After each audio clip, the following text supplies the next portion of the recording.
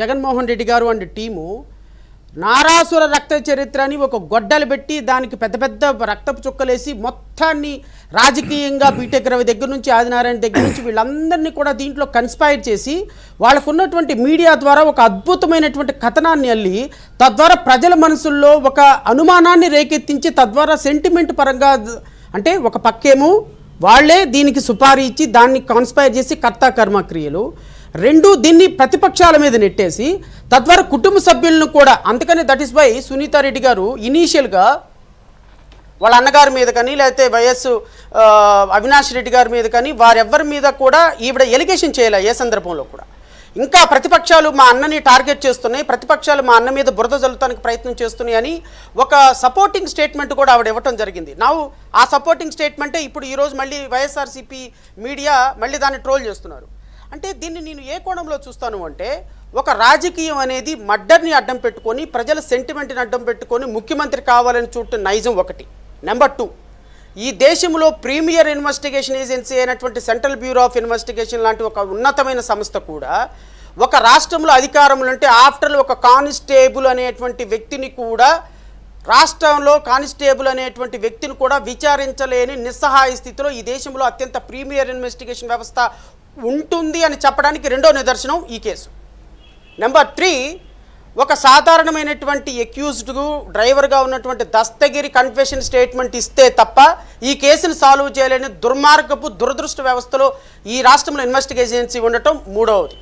ఇక 4వది మర్డర్ కేసులో అత్యంత దారుణమైనటువంటి ఎలిగేషన్స్ ఉన్న వ్యక్తికి యాంటిసిపేటరీ బెయిల్ వచ్చి కనీసం ఒక్కరోజు కూడా అరెస్ట్ కాకుండా అద్భుతంగా బయట తిరగటంలో న్యాయ వ్యవస్థ చరిత్ర మీద న్యాయ వ్యవస్థ మీద ప్రజలకు నమ్మకం సలగిల్లేటువంటి వ్యవస్థ. ఏ రోజైతే అరెస్ట్ జరుగుతుందో ఆ రోజున ఢిల్లీ పరిగెత్తి అమిత్ షా కాళ్ళలో మోడీ గారి కాళ్ళలో బీజేపీ కాళ్ళలో లేకపోతే సిబిఐని ఇన్ఫ్లుయెన్స్ చేసే వ్యవస్థలో ఇంకా పనులు జరుగుతాయి అని చెప్పడానికి ఉదాహరణ. నెంబర్ 5 అండ్ ఫైనల్, మీలాంటోళ్ళు నాలాంటోళ్ళు ఈ దేశంలో ఒక మర్డర్ జరిగితే హై ప్రొఫైల్ మర్డర్ జరిగితే ఒక సామాన్యుడమైన మర్డర్ జరిగితే ఆ మర్డర్ జరిగినటువంటి వ్యక్తికి తొందరగా న్యాయం జరుగుతుంది. కుటుంబ సభ్యులకి ఎవరైతే మర్డర్ చేశారో వాళ్ళకి శిక్ష పడుతుంది. శిక్ష పడేదానికి మన వ్యవస్థలన్నీ చక్కగా పనిచేస్తాయి అని గుండె మీద చేసుకోవాలని చెప్పలేని దుర్మార్గపు స్థితికి మీరు నేను అందరం వచ్చాం కేవలం మన పాత్ర డిబేట్లు పెట్టుకోవటం కోసమే తప్ప ఏ సందర్భంలో ఈ దేశంలో వ్యవస్థలు పనిచేస్తున్నాయా లేదా అని చెప్పడానికి ఇది ఒక బిగ్ క్వశ్చన్ మార్క్గా మిగిలిపోయినటువంటి కేసుగా నేనైతే అభివర్ణిస్తాను. ఫైనల్గా వికే గారు నేను చెప్పదలుచుకుంది ఒకటే, ఈ విధమైనటువంటి ప్యాషన్ నేను దీంట్లో దోషులు ఎవరు నిర్దోషులు ఎవరని మాట్లాడదలుచుకోవాలి. ఎందుకంటే అవినాష్ రెడ్డి గారి దోష నిర్దోష మీరు నేను కాదు నిర్ధారించాల్సింది. దీని వెనక వైఎస్ జగన్మోహన్ రెడ్డి గారు ఉన్నారా భారతి గారు ఉన్నారా మీరు నేను కాదు నిర్ధారించాల్సింది. దీని వెనక నిజంగానే శంకర్ రెడ్డి గారు ఉండి డబ్బులు ఇచ్చారా దస్తగిరి పొడిచాడా చంపాడని మీరు నేను కాదు నిర్ధారించాల్సింది. నిర్ధారించాల్సినటువంటి వ్యవస్థ central bureau of investigation.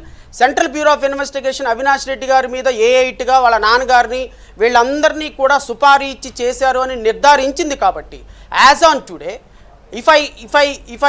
If I can say Avinash Reddy గారు వీళ్ళందరూ కూడా అక్యూజ్డ్, నేరాన్ని నిరూపించబడిన అక్యూజ్డ్.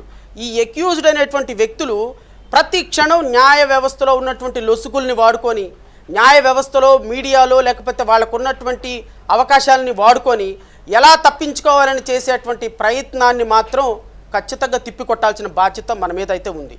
ఇది కేవలం హై ప్రొఫైల్ మ్యాటర్ కాబట్టి ఎవరో వాళ్ళ దగ్గర డబ్బులు ఉన్నాయి కాబట్టి ఒక ముఖ్యమంత్రి వాళ్ళ అన్నయ్య కాబట్టి లేకపోతే మోడీ ప్రధానమంత్రి మోడీయో లేకపోతే అమిత్ షా వాళ్ళు అనుకున్నారు కాబట్టి ఇక ఈ కేసు ఇంతేలే అని అనుకుంటే రేపొద్దున మీ ప్రాణానికి నా ప్రాణానికి విలువే లేదు. ఈ దేశంలో ఎవరిని చంపినా మాట్లాడే హక్కు ఉండదు.